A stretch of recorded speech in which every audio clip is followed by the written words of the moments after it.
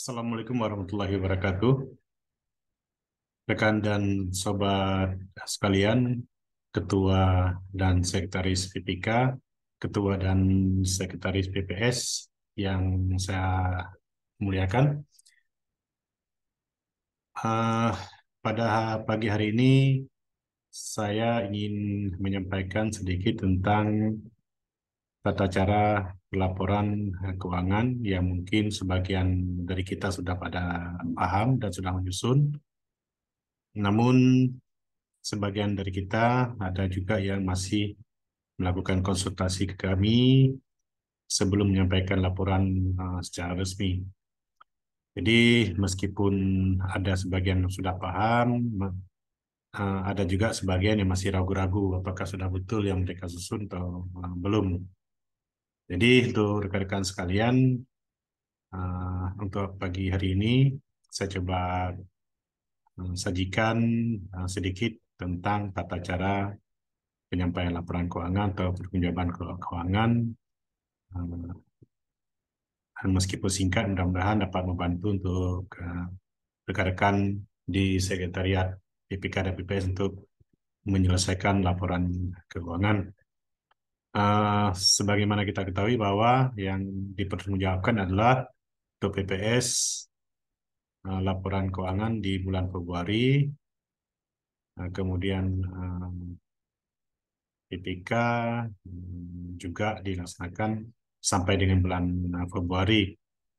Nah, kita harapkan sebelum besok atau besok paling telat, eh, laporan itu sudah dapat kami terima agar alokasi atau penyaluran anggaran eh, POP Badan Ad Hoc untuk bulan Maret segera kita salurkan dan dapat dipertanggungjawabkan segera sebelum tanggal 5 April 2023, sehingga untuk selanjutnya pada di atas tanggal 5 April kita sudah salurkan kembali BOP bulan April.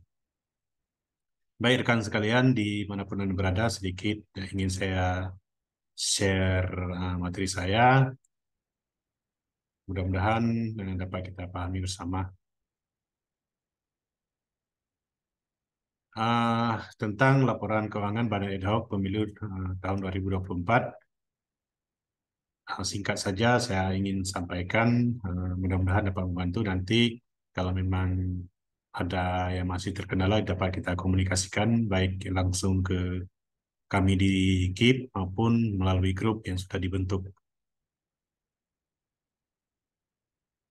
Kemudian dasar dari pelaksanaan anggaran kita adalah Keputusan KPU nomor 53 tahun 2023 tentang petunjuk teknis penyaluran dan pertanggungjawaban penggunaan dana tahapan pemilu atau pemilihan umum bagi Badan Ad Hoc penyelenggara pemilihan umum di lingkungan Komisi Pemilihan Umum.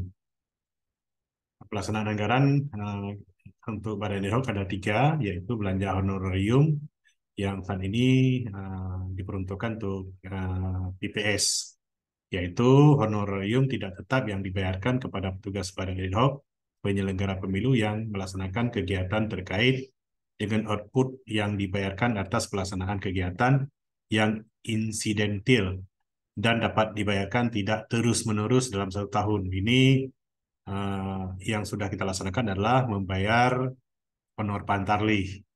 Ini yang masuk ke dalam golongan belanja honorarium. Kemudian ke depan mungkin di tahun 2024 ada honorarium KPPS dan honorarium petugas ketertiban TPS.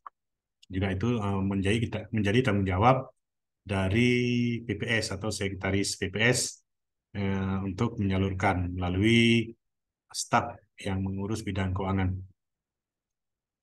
Kemudian belanja bahan ini juga uh, yang akan kita pertanggungjawabkan, dan ini untuk kedua-duanya yaitu PPK dan BPS. Digunakan untuk mencatat pengeluaran pembayaran biaya bahan pendukung kegiatan yang habis dipakai. Ingat ya, yang habis dipakai, bahan pakai habis istilahnya, seperti untuk konsumsi, dokumentasi, spanduk, alat tulis, dan biaya fotokopi atau penggandaan yang diperlukan dalam pelaksanaan kegiatan non-operasional dan tidak menghasilkan barang persediaan. Uh, Kemudian juga ini untuk membuat stempel badan ad hoc yang sudah dibuat atau dikoordinir oleh KIP.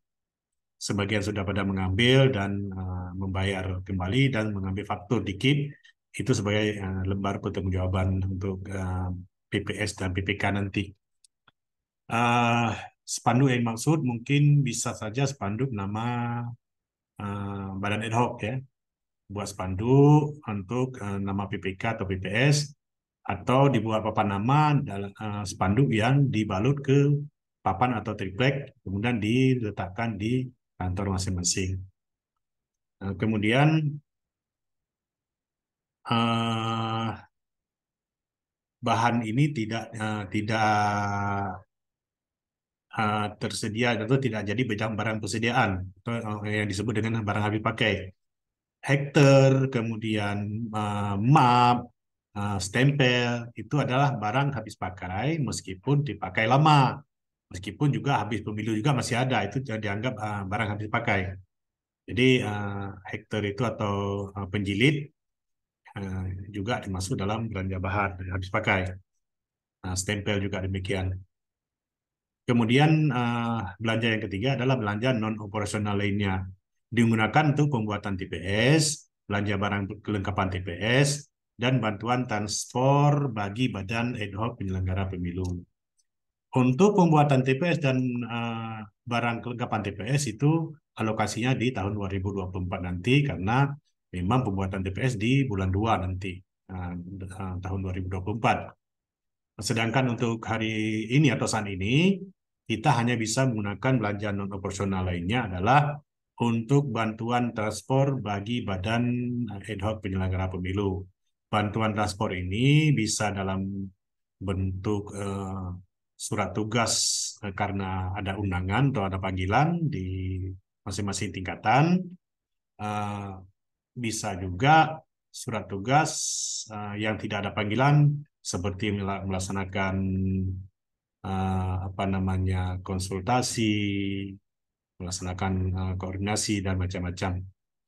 Uh, untuk bantuan transport ini bukan uang transport atau bukan uang SPPD. Jadi bantuan transport ini tidak memakai standar biaya masukan KPU karena ini bantuan bersifatnya fluktuatif atau bisa bisa besar bisa kecil tergantung ketersediaan dana.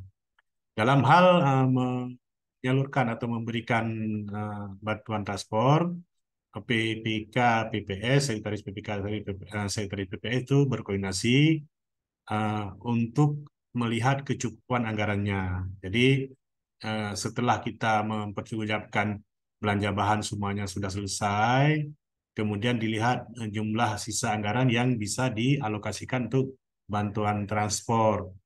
Bantuan transport misalnya yang sudah dibuat oleh rekan-rekan sekalian yang datang ke kami adalah mengambil batas minimal 50.000 per sehari per orang, per hari per orang atau dianggap sekali jalan sehari.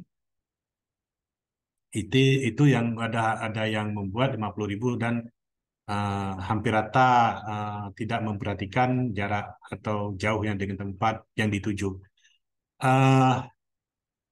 Bantuan transport ini bersifat bantuan, bukan uang transport. Jadi standarnya tidak ada standar yang kita pakai untuk uh, standar tertingginya ya, diatur oleh KPU, tidak diatur.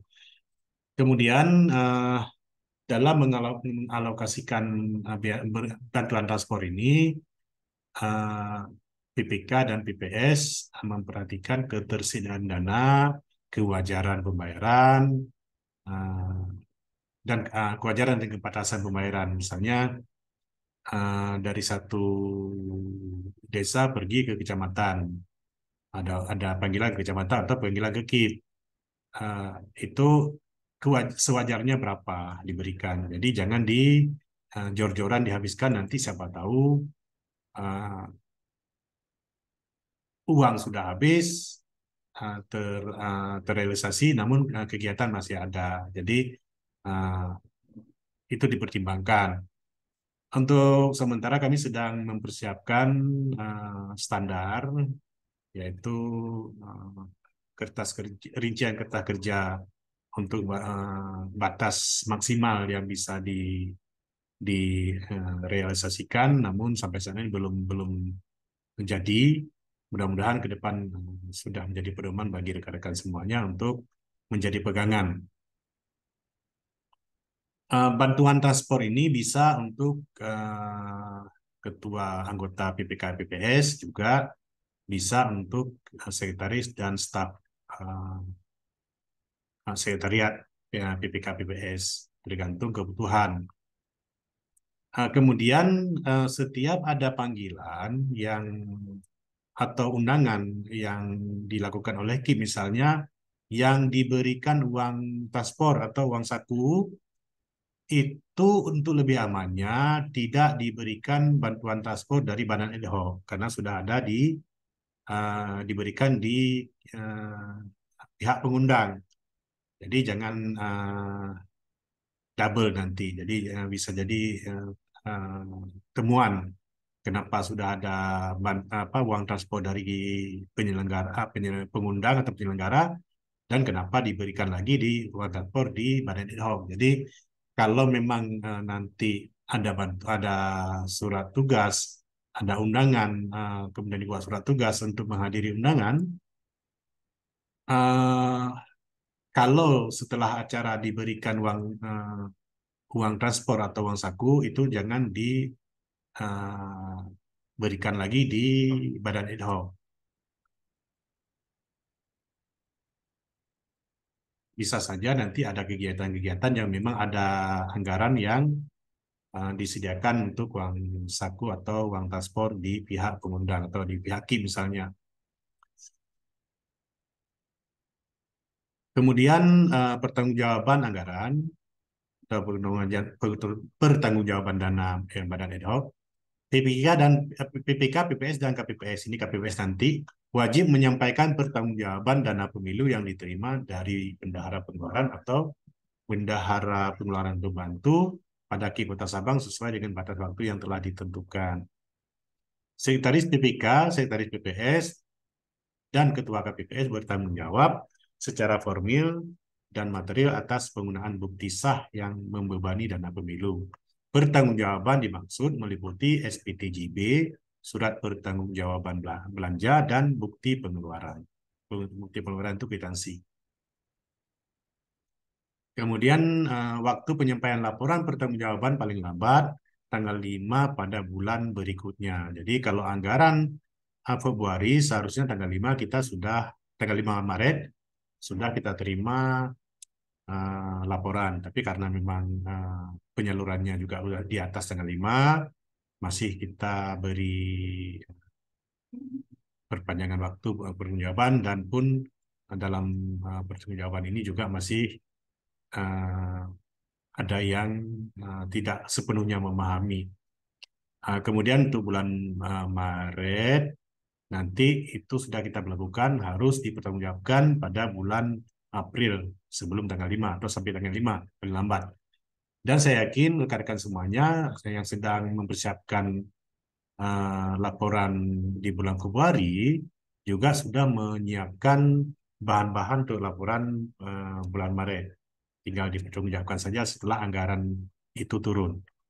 Ya, jadi kalau pertanggungjawaban tanggal 5 tidak dilakukan pada bulan berikutnya, itu eh,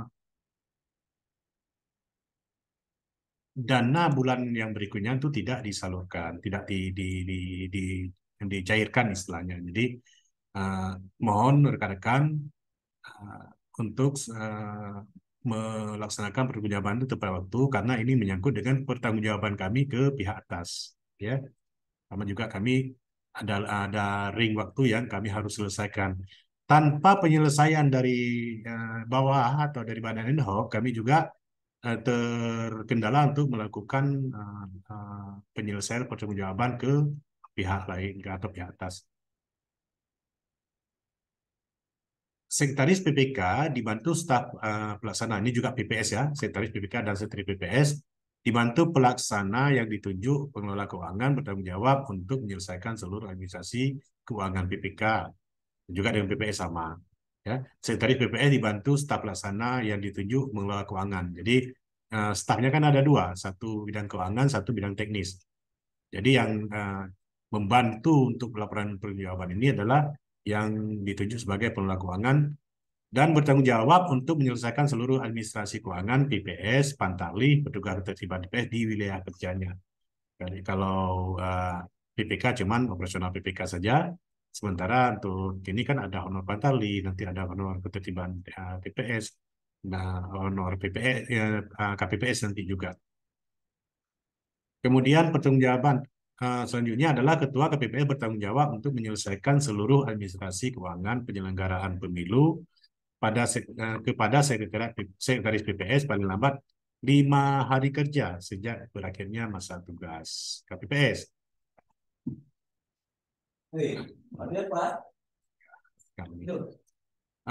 Masa kerja KPPS itu misalnya hari pemungutan suara pada hari Selasa atau Rabu, biasanya kan 2 hari, jadi 5 hari setelahnya, tanpa dihitung hari libur, ya. Nah, jadi mungkin Sabtu Minggu tidak dihitung, jadi 5 hari setelahnya tanpa menghitung hari Sabtu dan Minggu. Ini juga ini menjadi beban Sekretaris PPS untuk menekan KPPS agar cepat menyelesaikan apa menyelesaikan pertanggungjawabannya. Kemudian data dukung laporan yaitu bukti penerimaan, surat pernyataan tanggung jawab belanja atau SPTJB dan lampirannya, kemudian surat tugas dan kwitansi dan bukti konfirmasi, kemudian kwitansi belanja dan bukti penerimaan di KPPS. Jadi sudah ada formatnya, sudah juga dikirim beberapa waktu lalu di grup, meskipun ada yang membuat format sendiri. Kemudian selanjutnya adalah bukti penerimaan seperti yang kami kirim di grup yang bisa dipedomani atau diambil untuk dasarnya. Ini bukti penerimaan dari KIP ke Badan Ad Hoc, baik PPK maupun BPS. Sudah terima dari KIP Kota Sabang, uang sebesar ditulis dengan huruf, kemudian dalam kurung RP ini ditulis dengan angka. Untuk pembiayaan Badan Ad Hoc Penyelenggara Pemilu di PPS atau PPK, kecamatan apa, bulan berapa gitu ya, dengan rincian berikut. Nah, ini nanti belanja honorarium, belanja barang atau belanja bahan, dan belanja non operasional lainnya. Nah, itu sejumlah yang dipertanggungjawabkan nanti. Kemudian STTJB, surat bertanggung jawab, surat pernyataan tanggung jawab belanja, juga untuk bulan berapa, yang bertanda tangan di bawah ini nama, yaitu nama sekretaris, ya, sekretaris PPK atau sekretaris PPS. Ini kalau memang pegawai, kemudian jabatan sekretaris. Kalau untuk PPS ada desa, kemudian kecamatan. Kalau PPK cukup kecamatan, kemudian Kota Sabang.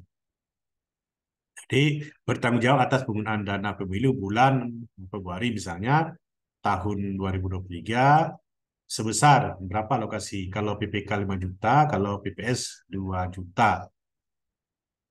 Sebagaimana terdapat dalam lampiran SPTJB, nanti ada lampirannya.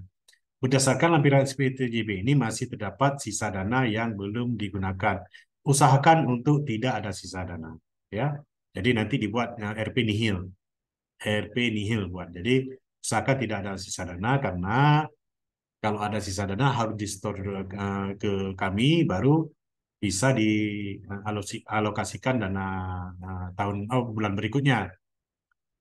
Kemudian juga print out atau print buku bank itu tidak boleh ada sisa dana 50. Kami sudah komunikasikan dengan pihak bank, dan pihak bank sudah saya tahu dan setuju bahwa kita Badan Ad Hoc boleh tarik sampai nol, ya, tarik semuanya. Jadi tidak sama dengan rekening pribadi lainnya. Ini rekening khusus. Jadi kalau memang masih ada, coba dikomunikasikan ke bank balik. Kalau memang nanti bank juga teller mungkin tidak tahu, tidak diberitahukan oleh pimpinannya, eh, dilaporkan ke kami agar nanti kami yang kembali menegaskan ke sana. Kadang-kadang setelah kita kirim penegasan, mereka masih juga belum memberitahukan ke tellernya, sehingga tellernya memperlakukan kita seperti rekening pribadi yang harus ada sisa saldo 50.000 minimal. Kemudian lampiran SPTJB-nya untuk bulan berapa ini, kemudian nomornya, tanggal, kemudian uraiannya adalah honorarium yang diterima. Ini untuk PPS ya, PPK tidak ada. Ini bukan honorarium badan ad hoc yang PPK dan PPS, karena honorarium PPK dan PPS itu kami salurkan ke rekening pribadi, bukan ke rekening sekretariat, ya, bukan ke rekening badan ad hoc-nya. Jadi yang kami salurkan ke rekening pribadi itu adalah menjadi uh, beban laporan kami, tanggung jawab kami. Jadi tidak dilaporkan oleh uh, PPK atau PPS karena PPK tidak punya bukti penyalurannya, yang ada punya bukti penyaluran di kami. Jadi ini untuk PPK, honor PPK, honor sertifikat tidak perlu diisi. Ini PPS cuma mengisi honor pantali sesuai jumlah pantali. Pantalihnya 2 orang, 2 juta, kemudian 8 orang, 8 juta, 20 orang, 20 juta. Ini semua yang ditulis di sini. Dana yang sudah diterima sampai bulan ini, misalnya pantalinya 8 juta, bulan lalu strip, kemudian yang sudah dibelanjakan bulan ini yang kemarin dibayar 8 juta. Sisanya dana yang sudah dibelanjakan bulan sampai dengan bulan ini juga 8 juta karena memang bulan lalu nggak ada. Sisanya nol. Ini kalau diambil yang Excel yang kami kirimkan sudah ada berumus.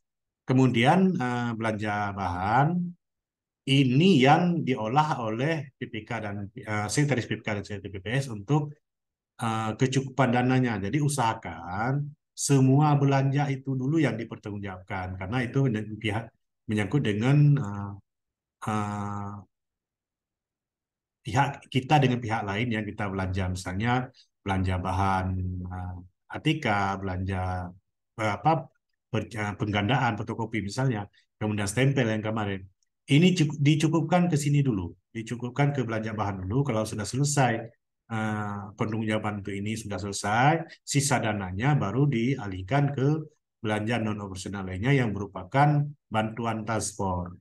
Jadi kalau ada surat tugas yang selama ini banyak dibuat, misalnya tidak sanggup menampung seluruhnya dengan anggaran yang direncanakan, misalnya 50.000, untuk 3 orang dulu kita bilang 3 orang 50.000, yang dipanggil ke KIP misalnya 350.000, kemudian 3 orang ada 5 kali panggil sudah 750.000, ya 700.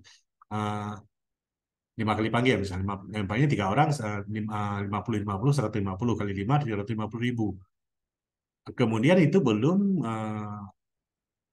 yang digunakan untuk yang lainnya lagi, yang untuk kegiatan-kegiatan mungkin ada uh, apa namanya monitoring ke BPS gitu ya.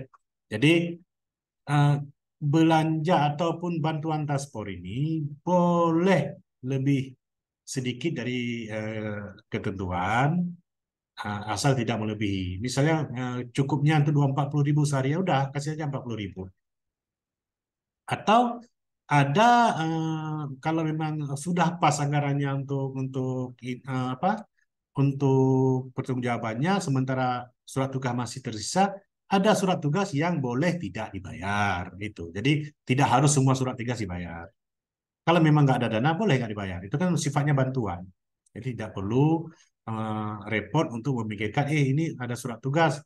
Bagaimana kita nggak cukup uang untuk membayar? Apakah kita ambil untuk uang yang bulan selanjutnya? Tidak boleh.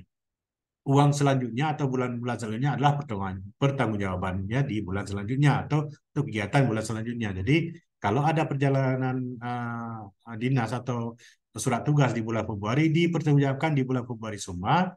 Kalau memang tidak cukup dana, boleh dikurangi besaran bantuan transport, boleh juga dengan tidak membayar sebagian.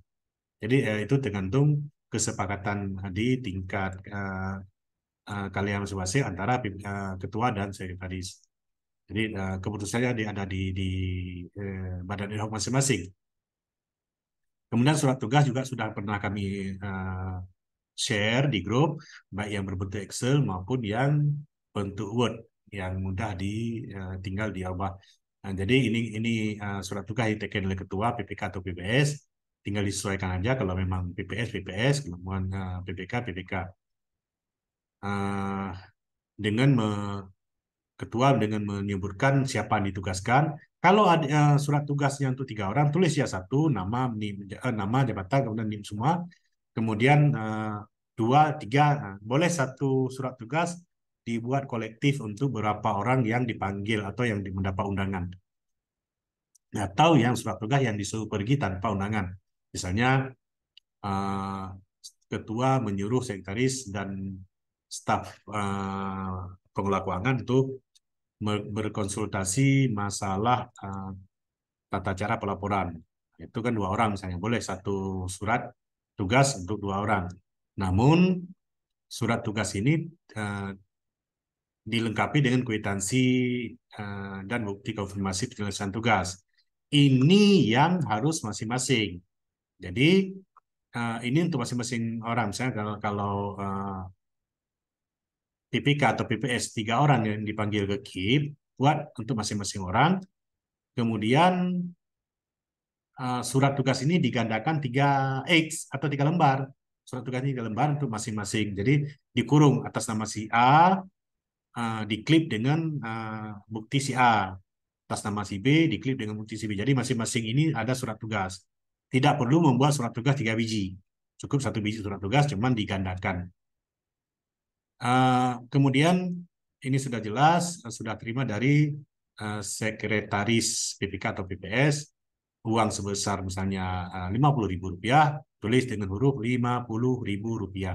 Kemudian guna pembayaran bantuan transport ke KIP Kota Sabah misalnya, sesuai dengan surat tugas PPK. Sementara kalau ini ada melaksanakan tugas ke KIP sesuai dengan ini ya. Ya, ini dibuat nanti sesuai dengan undangan misalnya. Undangan itu ada yang undangan dikirim yang menjadi bahan apa namanya arsip PPK dan PPS. Mungkin juga ada undangan yang melalui chat WA. Jadi kalau ada chat WA itu di screenshot, kemudian itu juga boleh dilampirkan sebagai bukti undangan. Kalau nanti ada undangan di copy, disertakan di setiap masing-masing ini. Di belakang kwitansi diklip juga undangannya. Jadi untuk bukti bahwa benar bahwa ada kegiatan ini yang dipanggil khusus atau dipanggil resmi. Kemudian ini yang diperintahkan jalan, kemudian pada tanggal berapa sesuai dengan undangan. Ini kwitansi di bawahnya rincian biaya bantuan transport selama 1 hari kali 50.000 misalnya, 50.000, udah itu aja. Tidak ada uang saku, tidak ada uang makannya. Jadi cukup bantuan transport karena bukan SPPD, ini bukan SPPD ya. Kemudian yang membayar sekretaris ya. Seharusnya kan yang membayar itu staf, tapi yang bertanggung jawab sekretaris. Sekretaris, kemudian yang melakukan perjalanan siapa yang diperintahkan tadi. Kemudian bukti konfirmasi adalah berangkat dari PPK apa atau PPS apa pada tanggal berapa menuju ke mana, ke KIP misalnya. Ini diteken oleh sekretaris PPK atau PPS. Kemudian tiba di KIP Sabang pada tanggal berapa diteken oleh tempat yang dituju. Misalnya dipanggil atas kegiatan atau untuk kegiatan pemutakhiran data pemilih misalnya. Itu diteken oleh subak atau siapapun atau paling paling uh, paling afdal adalah kasubag data dan informasi ya. perencanaan data dan informasi. Jadi Kasubag perencanaan informasi yang menangani data pemilih. Kalau nanti ada panggilan misalnya panggilan tentang pencalonan, tentang verifikasi partai, verifikasi calon, itu di teknis, ya, di subak teknis. Kalau nanti ada pemanggilan misalnya menyangkut dengan logistik, menyangkut dengan keuangan, itu Kasubag keuangan. Jadi di bukti konfirmasi ini jabatan yang dituju itu nggak usah dibuat karena nanti eh, nggak tahu siapa yang teken. Jadi buat kosongin aja biar nanti setelah diteken bisa ditulis tangan atau kalau memang mau di print balik dengan apa dengan mal yang ada atau format yang ada bisa kalau diketik tangan ditulis tangan juga buat kita bisa diketik juga bisa. Kemudian berangkat dari pulang dari KIP Sabang pada tanggal menuju ke PPK misalnya ke PPS misalnya jabatan eh, yang kita tuju pertama yaitu jabatan di sini ke sini. Kemudian tiba di PPK Sukajaya atau Sukakarya atau Sukamakmur misalnya pada tanggal berapa baru diteken oleh sekretaris PPK atau PPS. Misalnya. Jadi tempat yang dituju kembali misalnya kalau PPS ya PPS, kalau PPK ya PPK. Kemudian bukti penerimaan KPPS ini nanti di bulan apa namanya di bulan 2 2024 ini PPS yang bertanggung jawab ya untuk menyalurkan dana uh, untuk TPS. Jadi nanti pembuatan TPS, kelengkapan TPS, nanti mungkin sudah ada juknisnya yang mengatur berapa, kemudian honornya berapa, ya. Nah, ini sama dengan bukti penerimaan badan ad hoc tadi.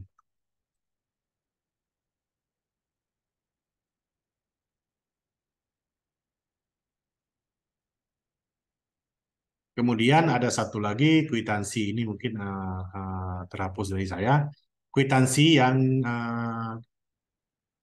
ada yang kita buat itu kwitansi sebenarnya kwitansi yang kita belanjakan itu dibuat oleh pihak penyedia ya. Misalnya kita beli ATK, kwitansi dibuat oleh pihak penyedia. Kalau pihak penyedia tidak punya kwitansi, mereka cuma punya faktur, minta fakturnya dulu, kemudian balik ke kantor, ke PPK atau PPS, buat kwitansi versi kita udah kami share, buat kwitansi versi kita, kwitansi itu uh, sesuai dengan jumlah faktur, kemudian dibawa teken kembali dan di-stempel kalau ada stempel di uh, tempat yang kita belanjakan. Jadi faktur diklip di belakangnya, kan kwitansi kita buat kembali. Untuk stempel PPK PPS, stempel PPK PPS, yang ada cuman faktur ya, karena cetak di mana C. Untuk melakukan pertanggungjawabannya perlu juga dibuat kwitansi karena kita nggak mungkin mencari tempat penyedia di mana C. Kwitansi itu cukup diteken penerimanya adalah ketua PPK atau ketua PPS untuk menerima. Sementara lampiran penerimaannya di faktur, jadi nggak masalah. Yang penting ada bukti penerimaan kwitansinya. Selanjutnya menyangkut dengan penomoran surat. Dasarnya adalah keputusan KPU nomor 42 tahun 2023 tentang pedoman teknis tata naskah dinas panitia pemilihan kecamatan, panitia pemilihan luar negeri dan panitia pemungutan suara. Dasarnya itu keputusan nomor 42. Itu tentang tata naskah dinas. Kita tidak membahas tentang bentuk-bentuk naskah dinas karena sudah ada di keputusan itu. Silakan baca sendiri bagaimana bentuk kop, bagaimana bentuk apa namanya logo, huruf apa dipakai, ukurannya berapa dipakai, spasinya berapa sudah ada diatur di sana. Silakan pelajari sendiri. Ini sistem penomoran yaitu penomoran pada setiap naskah dinas. Uh, Penomorannya yang pertama nomor agenda, nomor berapa di agenda surat keluar kita. Kemudian kode klarifikasi arsip yang sudah ada juga di buku itu. Kemudian kode jenis naskah dinas ini tidak semua tercakup di buku. Ya, kode klarifikasi arsip yang tidak tercakup di buku. Kemudian kode naskah dinas ada. Kemudian kode wilayah kerja badan ad hoc masing-masing. Kemudian dan tahun. Kita masuk ke kode klasifikasi arsip mengacu pada pengklasifikasian substansi naskah dinas dengan menggunakan kode sebagaimana tercantum pada halaman 26 sampai 29 uh, keputusan KPU tersebut. Silakan dibuka nanti kembali. Kemudian kode naskah dinas juga di sana ada disebut, tapi bisa saya sebutkan di sini karena tidak terlalu panjang. Kalau ini terlalu panjang, ada perencanaan, ada pelaksanaan, dan ada penyelesaian. Untuk surat tugas ada ST, kemudian nota dinas ND, disposisi LD, surat dinas SD, kemudian surat undangan UND, berita acara BA, pengumuman PU, laporan LP, notula atau notulen ya, NT. Yang sering kita pakai adalah surat tugas, surat dinas, undangan, berita acara, dan pengumuman mungkin yang sering kita pakai.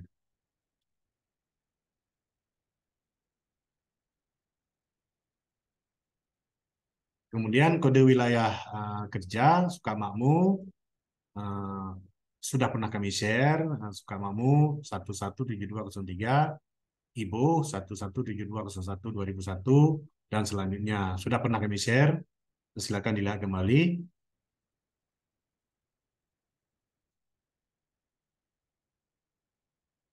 Kemudian Sukakarya juga sudah pernah kami share. Sampai Sukajaya juga sudah pernah kami share. Ini Sukajaya, bukan Sukamakmur ya, Sukajaya. Salah mesti. Yang Sukajaya sudah pernah kami share juga.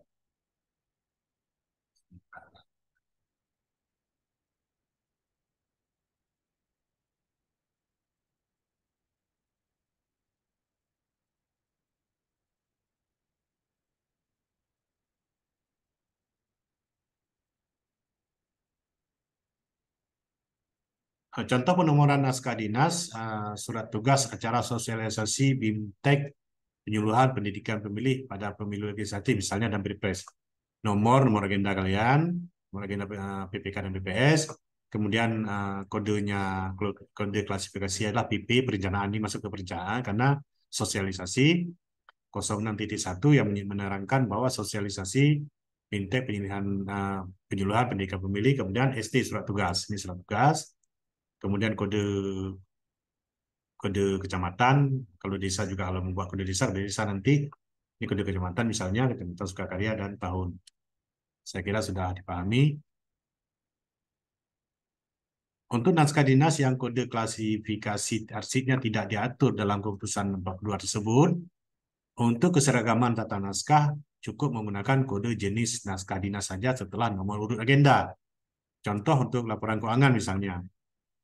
Nomor urut agenda, kemudian LP laporan, kemudian ini kode kecamatan atau kode desa nanti yang dibuat, dan tahun. Cukup itu saya kira untuk keseragaman surat-surat kita. Mungkin ini juga luput dari perhatian KPU ketika membuat keputusan itu.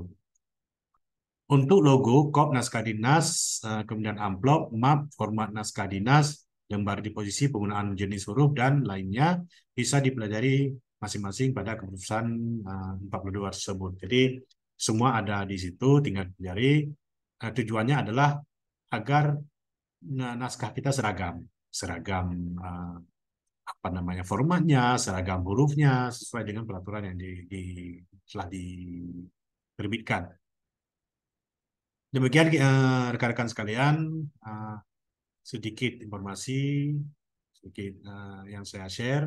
Mudah-mudahan dapat dipedomani, dapat menambah wawasan kita dalam melaksanakan tugas-tugas kita sehari-hari sebagai badan ad hoc di masing-masing tingkatan. Terima kasih untuk rekan-rekan sekalian.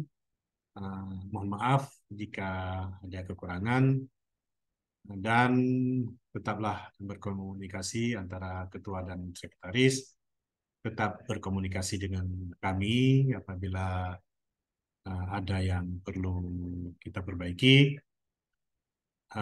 Mari kita sama-sama belajar. Kami juga uh, tidak berdiri sebagai guru, tapi uh, sama-sama kita belajar. Karena ada banyak hal yang tidak kita ketahui, kami juga banyak hal yang tidak kami ketahui. Jadi mari sama-sama kita pelajari, kemudian kalau memang sama-sama kita ketahui, kita bahas, kalau buntu baru kita coba cari solusi yang lain atau kita tanyakan ke atasnya. Demikian, mudah-mudahan bermanfaat. Assalamualaikum warahmatullahi wabarakatuh. Selamat pagi.